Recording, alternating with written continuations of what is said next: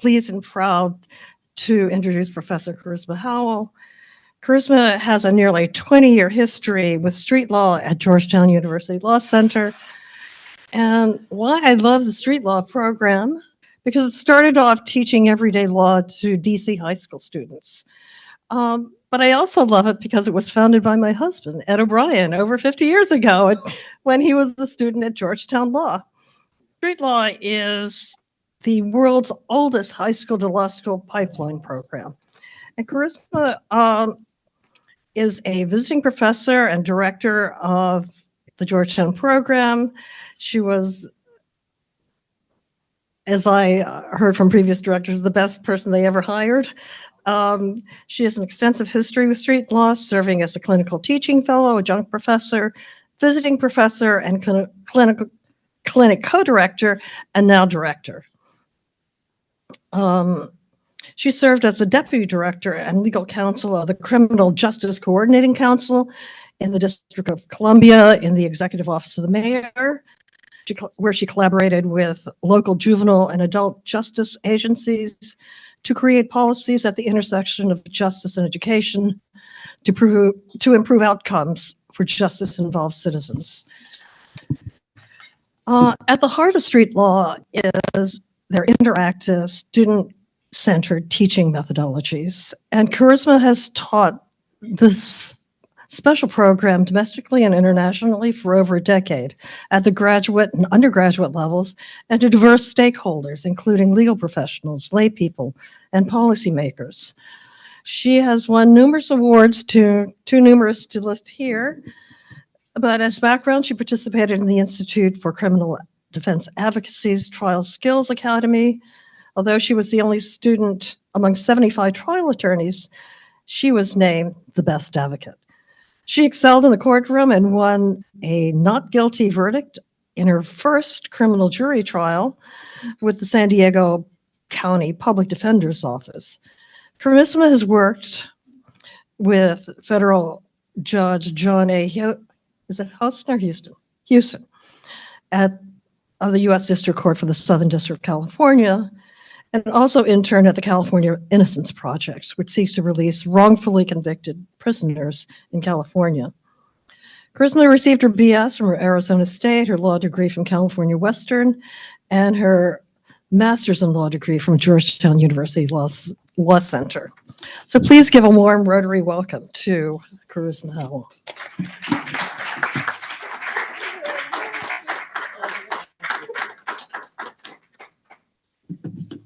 So first, let me address a question that I get often, which is your real name Charisma? Yes, my real name is Charisma. My parents gave me that name in the 70s. It was actually a popular bottle of perfume. So it didn't have anything connected to the actual term. It is my real name. It is on my birth certificate. That's the first question I get. Second question I get is, have you ever considered a career in the adult entertainment industry? No, I have not. I know it might seem like a natural connection, but that's not the direction that I've chosen my career to go in. Thank you, but no. Without further ado, I would like to introduce my topic for today, which is educating for the 21st century. I also want to thank the Rotary Club for the opportunity to speak with you all anytime I have a chance to talk about education and how we should be educating. This is my life's passion, and I have dedicated a majority of my adult professional career to speaking and engaging folks in what meaningful education is. What I hope to do over the course of this very brief conversation that we're going to have is to bring to light a few things that, although most things in our lives today have changed over time, technology has had an incredible impact on how we engage with each other and how we engage in with the world. One thing that has changed very little over the past 100 years is how we educate. And I want to talk a little bit about how the current state of education is now, where it was, where it is now, and where I think it should go. Those are our goals and objectives. And my hope is to convince you all in the short time that I have before you is that we need a shift. We need to make a radical shift in how we educate today. Otherwise, we will be left behind. Change is inevitable. if we do not embrace technology, we will be left behind. And I'm going to give you an example of what I mean when I say if we don't embrace technology, we're going to be left behind. The more things change, the more things stay the same. How many of you have a cell phone with you? Everybody's got a cell phone. Okay, now, you'll remember in the 90s when cell phones first became commercial, they had the brick, right? And that was a pretty impressive. They were in some high-end cars. You had to have a seventh grader to carry the case for you, right? So it was so big and heavy. And we went from the brick to the next phone, which was sleeker, smaller, still a little bit heavy. Functionality had increased slightly. You could play Pong. You guys remember Pong or Snake on the phone if you wanted to use it? Yes, Space Invaders. Then we had the revolution. The iPhone was the next major technological innovation when it came to cell phones. And the iPhone opened up the world. You now had the ability to access all of the knowledge and information from the world on this handheld device. And there were apps. You could be reminded that you got to go pick up the kids from soccer practice. You could be counting your calories on the app. It would tell you the weather and the traffic. We made major technological innovations. And then we come to the final phone, which is closer to what we've got currently. They've had even more technological innovation since then, where you don't have to plug in your earphones into the phone anymore. Everything is Bluetooth, and Wi-Fi has gotten stronger and gone from 4G to 5G. So we have seen major technological shifts, and this is just since the 90s. So 30-ish years, we have seen significant adaptations as a result of technology based on something that all of you have said that you carry with you on a daily basis. Now, this example is important because it bleeds into how we educate today, how we should be educating. So what the video does show is it's a 1-year-old child, little baby, and the child is sitting at home, maybe in a living room or in a play space, and the parents have placed an iPad in front of the baby. And the baby is just scrolling happily, scrolling using their fingers, looking through different pictures and different stories, easily manipulating the iPad, easily, almost second nature. And then it cuts to a second video of the same child, same age, 1 year old, and they've placed a magazine in front of the baby. And the baby is trying to figure out how this weird thing works, right? Can't turn the pages. The baby is pushing on the paper. Nothing's happening. It is totally non-responsive to the inputs that this 1-year-old child is putting into this magazine. Then it flips to another scene where the baby is again given a magazine a week or so later. And again, having difficulty trying to swipe the pages, not getting the response that it wants, not getting the colors, the vibrancy, the interaction that typically comes along with engaging with an iPad. Well, that video was taken 12 years ago. So that baby who was struggling with the manipulating of a magazine, but had ease in functionality and working with the iPad, is now a 13-year-old child. How do you think that 13-year-old is receiving information best? How have they learned to receive information? How has technology been regularly incorporated into their everyday life? How do they see the world? They see the world through the lens of technology. TikTok, ChatGPT, excellent examples. That's how they have educational channels for TikTok, dedicated to TikTok, that are 1-minute snippets that will tell you how to braise a lamb shank, that will tell you how to build a bathroom sink, install a bathroom sink. We are revolutionizing, technology is revolutionizing how young people are receiving information. Now, I want you to take what you envision of that baby working with the iPad and working with that magazine. And I want you to think back to your own childhood. And I want you to think, what did a good classroom look like? In your mind's eye, I want you to grab that first image. What did a good classroom look like?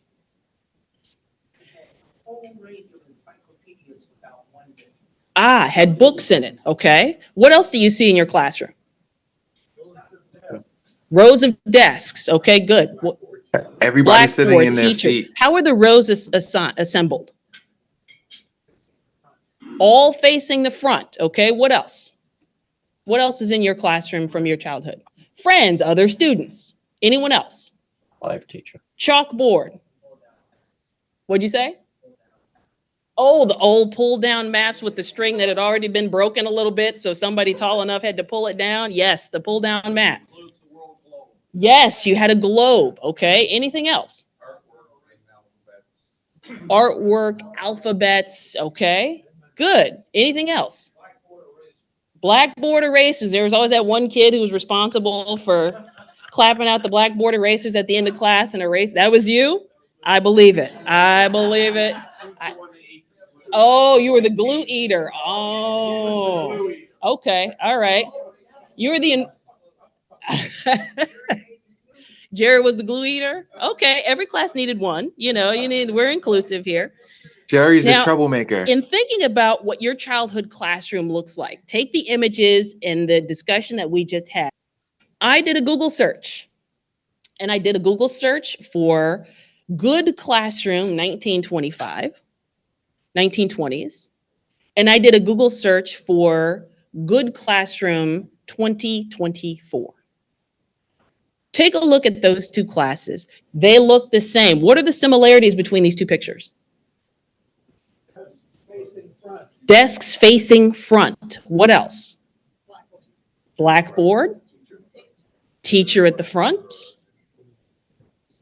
Oh, good. Got a board to look at. The one on the left from 25. You have a blackboard from 2024. You now have a little bit of a whiteboard and also a huge screen, right? So we've sort of adapted and incorporated to some degree technology in the classrooms.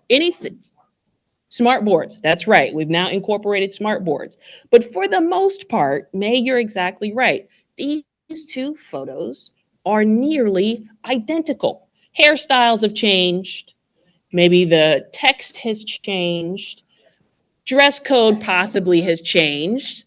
But you got a little bit of color now, right? Pretty big difference. You got a little color now. That's important. And you'll see that all of the desks are facing forward. So the teacher is the one who is responsible for pouring knowledge into the empty vessels that are seated in front of them. Students' brains are all empty, and it's the teacher's job to feed them knowledge and information. Same from 1925 to now 2024. I propose that this is highly problematic. And it's problematic because good classrooms are failing. Our good classrooms are failing. Walking into a class like this, you're more likely to have students and teachers who are not thriving. And I'm going to give you some numbers to prove my point. Students are still falling behind, and teachers are leaving in record numbers. So we have good classrooms where you have your desks, you have your chalkboards, you have your teachers at the front of the room, you have order, you have consistency, you have all of these things that are supposed to be represented in good classrooms. But like I said, the two major constituencies that are consuming the product are not thriving. And let me tell you the degree to which they're not thriving.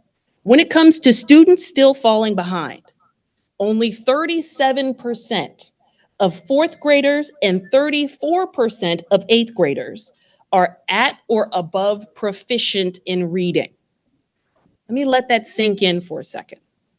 37% of fourth graders, 34% of eighth graders are reading at or above basic. That means a majority of our students are not at a basic proficiency when it comes to reading. This is for good classrooms. In mathematics, we're not doing much better.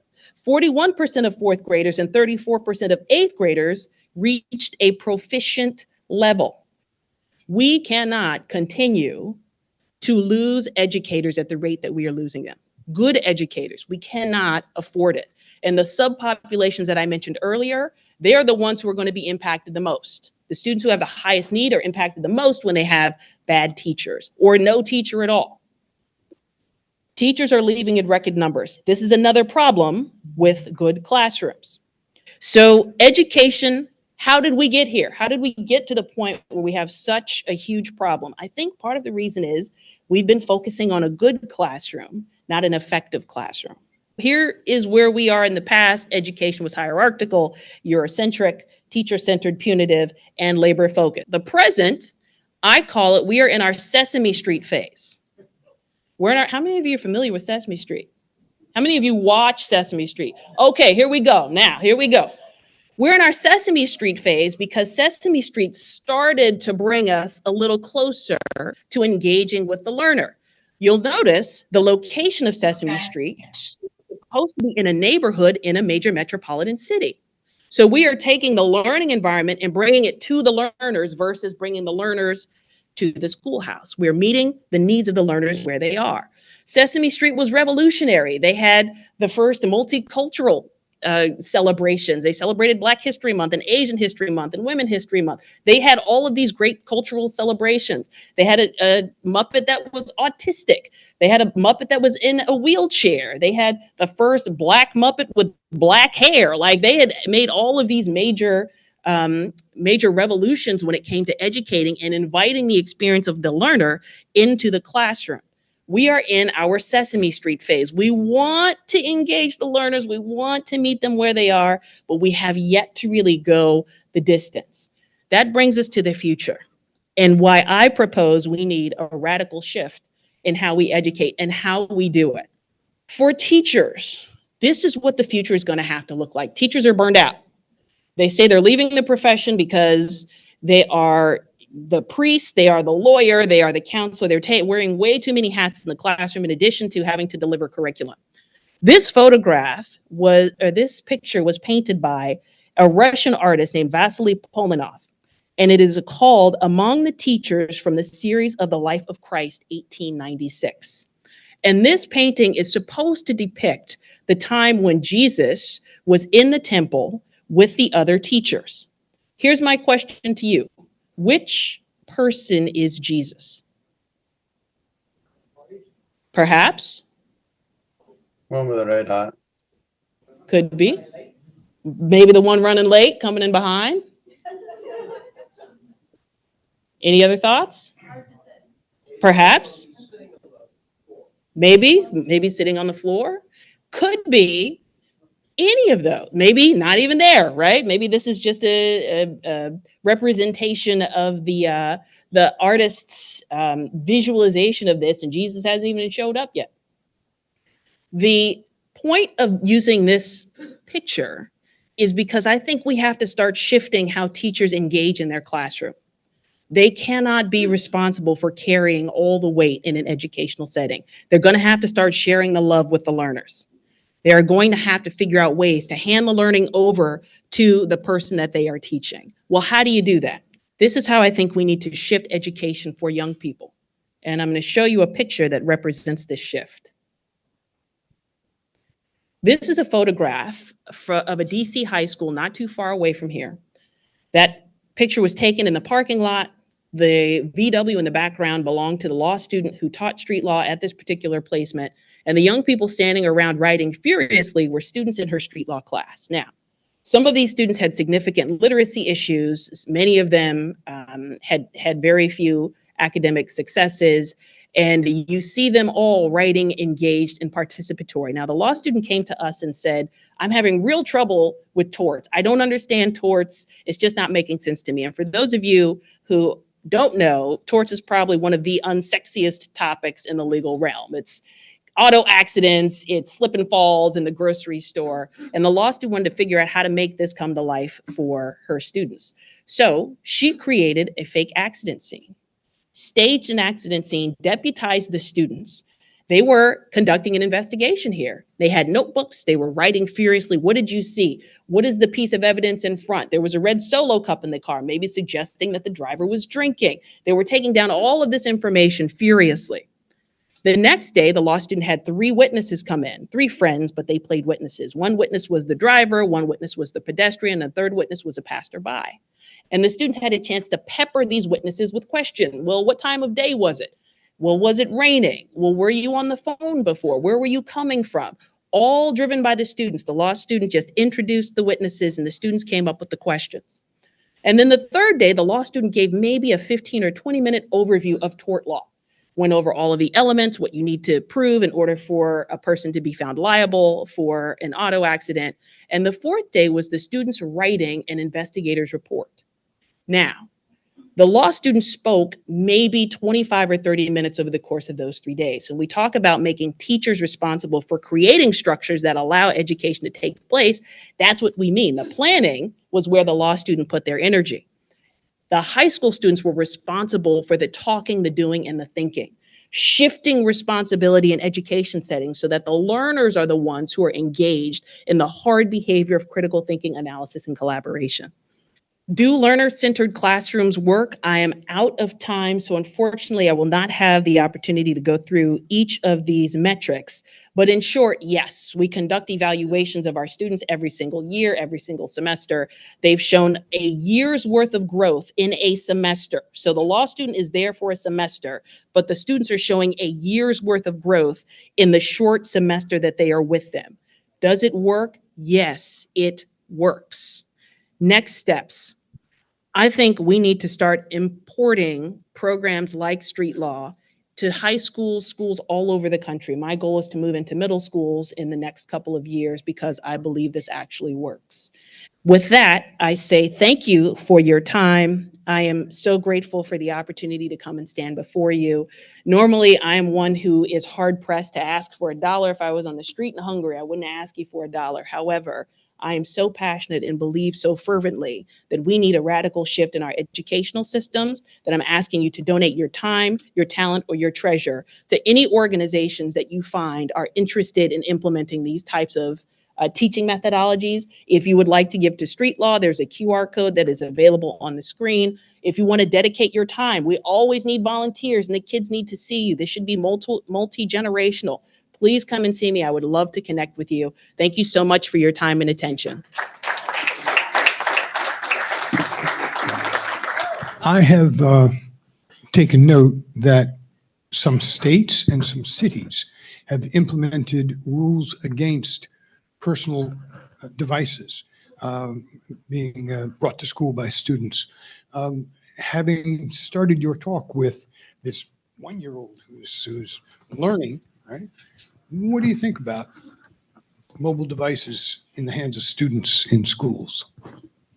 I think it depends on how they are used in an educational setting, because I've used phones in order to conduct a poll, right? So you need your phone for the poll, or I've distributed materials that are viewed through a tablet so that the students have access to those materials as well. If they serve an educational purpose, I'm good with it. If they are there as a security blanket for the student and not necessarily for an educational purpose, I don't think it serves our objective when it comes to educating young people. So my lawyer's answer is it depends. Sometimes they're very good. Sometimes, if not used appropriately.